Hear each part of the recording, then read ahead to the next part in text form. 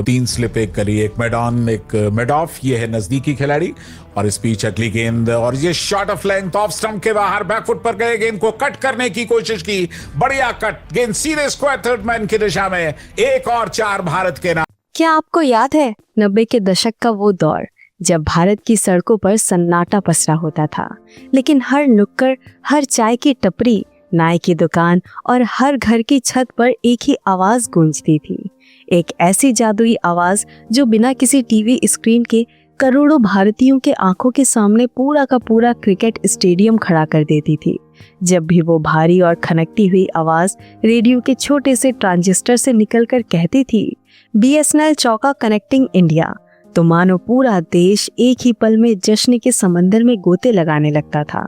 आज जब हम अल्ट्रा HD स्क्रीन और दर्जनों अलग अलग कैमरा एंगल वाले स्मार्ट टीवी पर क्रिकेट देखते हैं तो शायद हम उस रोमांच को भूल चुके हैं।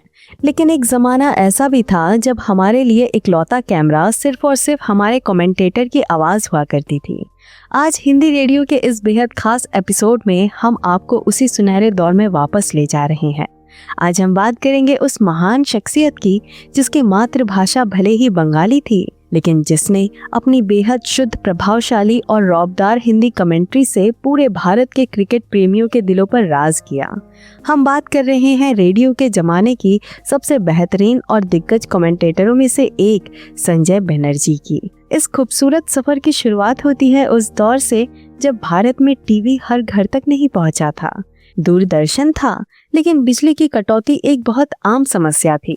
ऐसे में क्रिकेट के दीवानों का सबसे बड़ा और इकलौता सहारा होता था एक छोटा सा बैटरी वाला रेडियो ट्रांजिस्टर।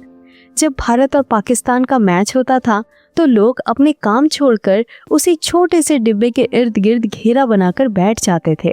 रेडियो से निकलने वाली जो आवाजें पूरे मोहल्ले की धड़कनें बढ़ाती थीं, उनमें सबसे प्रमुख नाम संजय बनर्जी का ही था। करोड़ों क्रिकेट फैन उनके उस जादुई आवाज के दीवाने थे।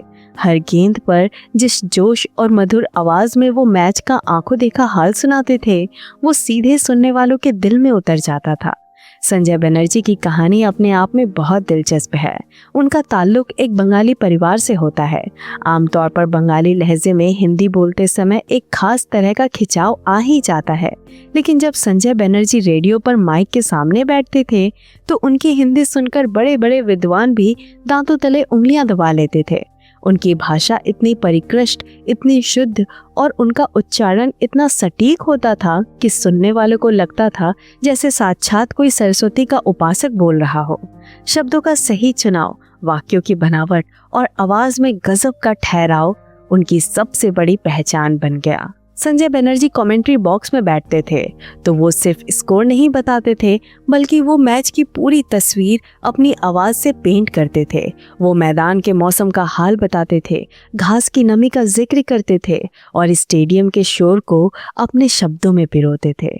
जब गेंद बल्ले से टकराती थी तो उनके मुंह से निकलने वाला वो उत्साह से भरा वाक्य लोगों के रोंगटे खड़े कर देता था। BSNL चौका कनेक्टिंग इंडिया या TVS विक्टर छक्का जैसे जुमले हर गली मोहल्ले के बच्चे अपनी जुबान पर रखते थे।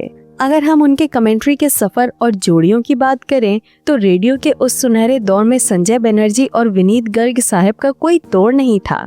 जब ये दोनों दिग्गज एक साथ कमेंट्री बॉक्स में बैठते थे तो इनकी जुगलबंदी सुनकर श्रोता अपनी जगह से हिलना भूल जाते थे। इसके अलावा संजय बनर्जी अक्सर मशहूर अंग्रेजी कमेंटेटर शंकर प्रसाद के साथ भी कमेंट्री करते हुए सुने जाते थे। हिंदी और अंग्रेजी की ये जुगलबंदी मैचों के दौरान एक अलग ही रोमांच पैदा करती थी। संजय बनर्जी के पास लगभग 200 से ज़्यादा मैचों के कमेंट्री करने का एक विशाल और शानदार अनुभव है। उन्होंने सचिन तेंदुलकर और शोएब अख्तर के बीच की मशहूर प्रतिद्वंदिता से लेकर कई ऐतिहासिक विश्व कप मुकाबलों तक अपनी आवाज़ से करोड़ों भारतीयों के सीने चौड़े कर दिए। और सबसे बड़ी बात यह है कि उनकी ये जादुई आवाज़ सिर्फ क्रिकेट के मैदान तक ही सीमित नहीं रही। वक्त के साथ तकनीक बदली और रेडियो कमेंट्री का वो सुनहरा दौर भी धीरे धीरे ढलने लगा। लोगों को लगा कि शायद वो आवाज़ अब सिर्फ पुरानी यादों में सिमट कर रह जाएगी, लेकिन संजय बनर्जी बहुमुखी प्रतिभा के धनी हैं। वो खेल की दुनिया और आवाज़ों के एक चलते फिरते एनसाइक्लोपीडिया बन चुके हैं। उन्होंने क्रिकेट के अलावा प्रो कबड्डी लीग और कबड्डी विश्व कप में भी अपनी आवाज का डंका बजाया।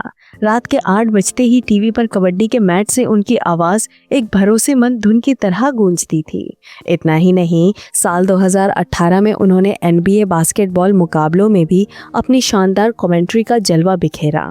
लेकिन इन सब के बावजूद क्रिकेट के मैदान से उनकी उस खास आवाज को हर कोई बहुत शिद्दत से मिस कर रहा था। और फिर हाल ही में खेल प्रेमियों ने एक ऐसा जादुई पल दोबारा जिया जिसने साबित कर दिया कि असली कला कभी पुरानी नहीं होती। ऑस्ट्रेलिया और पाकिस्तान का मैच चल रहा था। अचानक टीवी स्क्रीन से संजय बनर्जी की वही पुरानी और जानी पहचानी आवाज गूंज उठी। एक सच्चे खेल प्रेमी के शब्दों में कहें तो आवाज कानों में पड़ते ही ऐसा लगा मानो पुरानी यादों का कोई समंदर उफान मार रहा हो।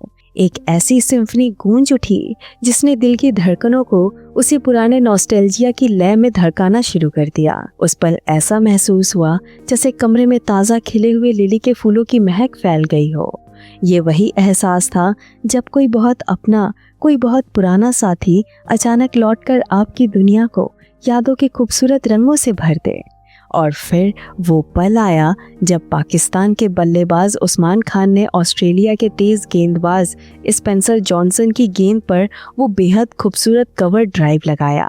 जैसे ही बल्ले से गेंद टकराई, संजय बनर्जी की उसी जादुई आवाज ने पूरे मोहल्ले को फिर से जिंदा कर दिया। उन्होंने अपने उसी खास और ऊंचे स्वर में कहा, और इस गेंद को खेल दिया है मिड ऑफ और कवर्स के बीच से, और ये गेंद जाती हुई बाउंड्री की तरफ 4 रन के लिए। और इस गेंद को खेल दिया है मिड ऑफ और कवर्स के बीच से, और ये गेंद जाती हुई बाउंड्री की तरफ 4 रन के लिए। उनका वो आवाज का बढ़ता हुआ पिच और वो खास ठहराव बिल्कुल एक कविता की तरह था। इसके बाद उन्होंने फिर अपनी उसी चिरपरिचित शैली में कहा, स्पेंसर जॉनसन की ये ओवर पिच गेंद और फ्रंट फुट पर आते हुए अपने आप को गेंद की लाइन में लाते हुए 4 रन के लिए। उनके इन शब्दों और उस ठहराव में एक ऐसा आमंत्रण था जो हमें उस पुरानी दुनिया में वापस खींच कर ले गया, जहां भावनाएं स्टेडियम की गूंज से भी ज़्यादा देर तक हवा में तैरती रहती थी। आज भी जब लोग उनकी कमेंट्री को याद करते हैं तो वो पुरानी मर्फी रेडियो की तस्वीर और छत पर एंटीना घुमाकर सिग्नल पकड़ने की जद्दोजहद आंखों के सामने तैर जाती है। संजय बनर्जी सिर्फ एक कमेंटेटर नहीं है, वो भारत के खेल इतिहास की एक चलती फिरती धरोहर है।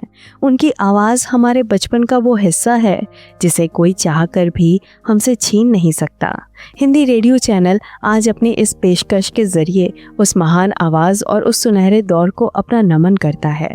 अगर आपको 90 के दशक की ये नॉस्टैल्जिक यात्रा पसंद आई हो और आपके कानों में भी वो BSNL चौका की आवाज़ फिर से गूंज उठी हो, तो इस वीडियो को लाइक ज़रूर करें।